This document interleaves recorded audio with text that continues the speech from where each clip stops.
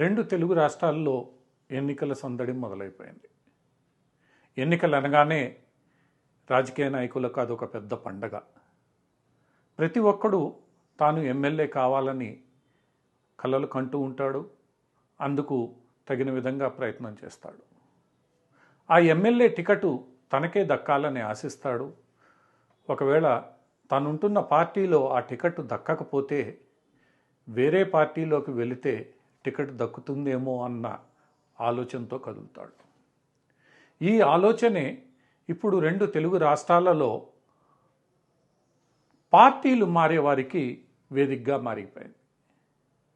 తెలుగుదేశం నుంచి వైసీపీలోకి, వైసీపీ నుంచి జనసేనలోకి, జనసేనలో నుంచి తెలుగుదేశంలోకి, ఇలా గతంలో ఉన్న పార్టీని వీడి ఆ పార్టీ తమను చిన్నచూపు చూసిందని, తమకు టికెట్ ఇవ్వలేదనో, తమను అవమానించిందనో ఏదో ఒక కారణం, రకరకాల కారణాలు చెప్తూ రాజకీయ నాయకులు ఇప్పుడు పార్టీలు మారిపోతున్నారు.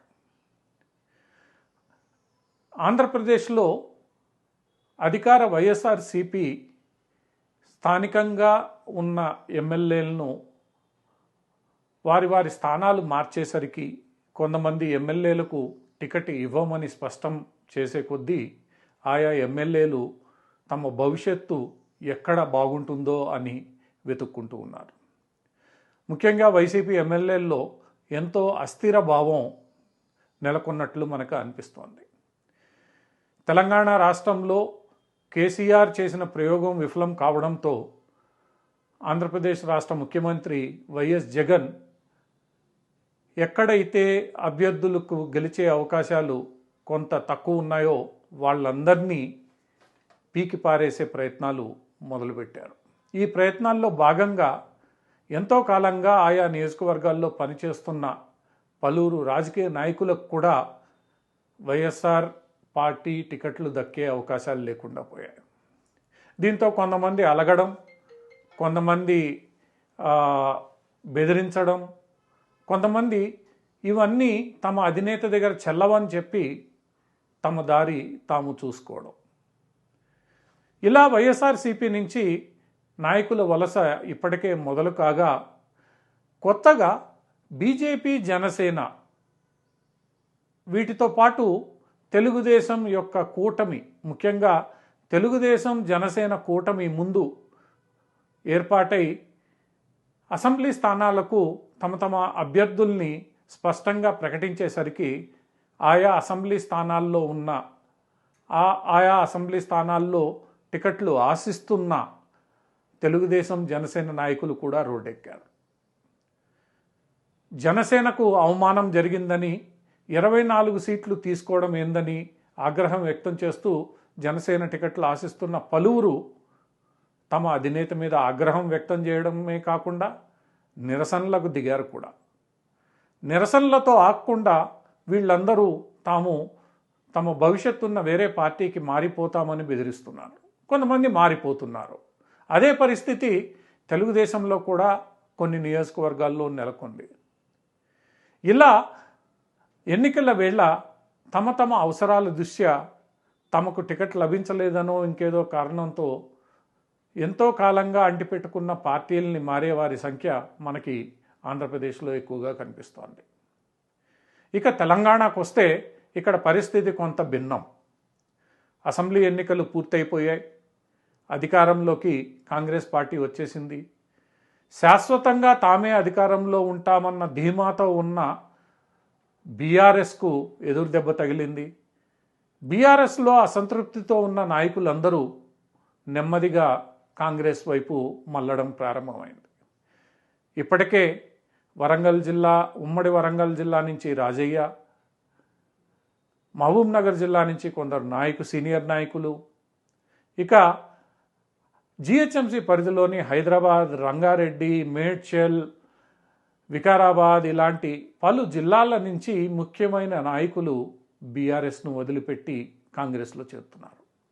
వీళ్ళల్లో ముఖ్యంగా వికారాబాద్ జిల్లా అధ్యక్షురాలు, అట్లనే రంగారెడ్డి జిల్లా అధ్యక్షురాలు అంటే తీగల కృష్ణారెడ్డి కుటుంబం, వీరితో పాటు వికారాబాద్ జిల్లా అధ్యక్షురాలి కుటుంబం ఇద్దరు, పట్నం మహేందర్ రెడ్డి కుటుంబం వీళ్ళు ఈరోజు తెలుగుదేశంలో కాంగ్రెస్లో చేరిపోయారు.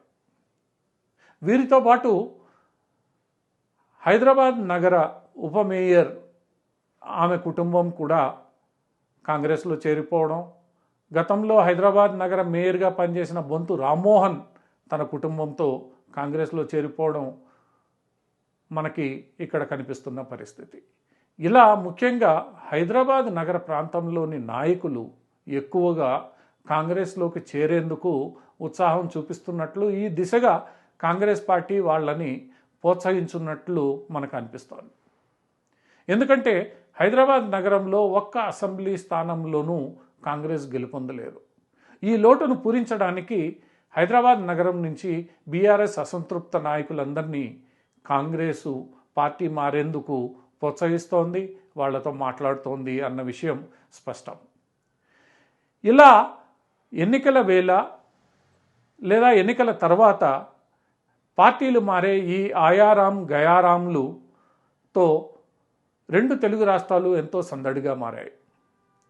అంతేకాకుండా తెలంగాణలో రాబోయే పార్లమెంట్ ఎన్నికల నేపథ్యంలో కూడా కాంగ్రెస్ పార్టీ బలమైన అభ్యర్థుల్ని మిగతా పార్టీల నుంచి తమ వైపు ఆకర్షించుకునే ప్రయత్నం చేస్తోంది.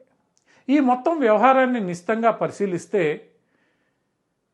తెలుగుదేశం, జనసేన, వైసీపీ నాయకుల్ని ఆకర్షిస్తూ ఉంటే ఇక్కడ కాంగ్రెస్, బీఆర్ఎస్ నాయకులను ప్రధానంగా తమ వైపు తిప్పుకుంటోంది. అయితే రెండు తెలుగు రాష్ట్రాల్లోనూ ముఖ్యంగా తెలంగాణలో బలమైన శక్తిగా ఎదగాలన్న బీజేపీ వైపు మాత్రం ఎవరూ రావడం లేదు. కారణాలేంటి? తెలంగాణలో బీజేపీ గెలవడానికి, ముఖ్యంగా పార్లమెంట్ ఎన్నికల్లో గెలవడానికి ఎంతో ఆసక్తి ఉంటుందని, గెలవడానికి అవకాశాలు కూడా చాలా ఎక్కువని భారతీయ జనతా పార్టీ నమ్ముతోంది. భారతీయ జనతా పార్టీనే కాదు, కేంద్రంలో మోదీని ప్రధానమంత్రి చేయడానికి ప్రజలు తమకు ఓటేస్తారు అన్న విశ్లేషణ భారతీయ జనతా పార్టీ ఇస్తోంది. దీన్ని రాజకీయ విశ్లేషకులు కూడా సమర్థిస్తూనే ఉన్నారు.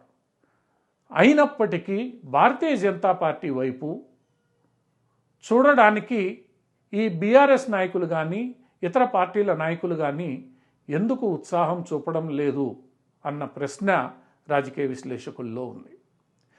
ఇందుకు ప్రధానంగా గత అసెంబ్లీ ఎన్నికలకు ముందు పార్టీలో చేరిన పలువురు నాయకులను బీజేపీ రాష్ట్ర నాయకత్వం సరిగ్గా పట్టించుకోవడం లేదని, వాళ్ళ యొక్క ఆకాంక్షలను గౌరవించడం లేదని, వాళ్ళని పార్టీ ఆర్గనైజేషన్ స్ట్రక్చర్లో సరిగ్గా ఇముడ్చుకోలేకపోతోందన్న ఆరోపణలు బలంగా వినిపించాయి.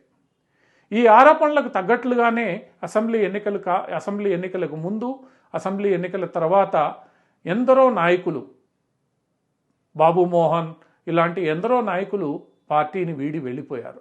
ఇప్పుడు కొత్తగా ఎవరు పార్టీలో వచ్చి చేరే అవకాశాలు కనిపించట్లేదు. ఈ నేపథ్యంలో కొన్ని పార్లమెంటు స్థానాలకు అభ్యర్థులను వెతుక్కోవాల్సిన పరిస్థితి బీజేపీది. ఇక ఆంధ్రప్రదేశ్ సంగతి చెప్పాల్సిన పనే లేదు. అసలు బీజేపీని అడిగేవాడే లేడు. అంటే ఒక జాతీయ పార్టీ, అధికారంలో ఉన్న జాతీయ పార్టీ ఈ ఎన్నికల వేళ ఆయారాం గయారాంలు సందడి నెలకొన్న సందర్భంలో ఏమాత్రం లాభపడ్డం లేదు. ఈ ఆయారాం గయారాంల దృష్టి ఈ పార్టీ మీద లేదు అని మనకు అనిపిస్తోంది.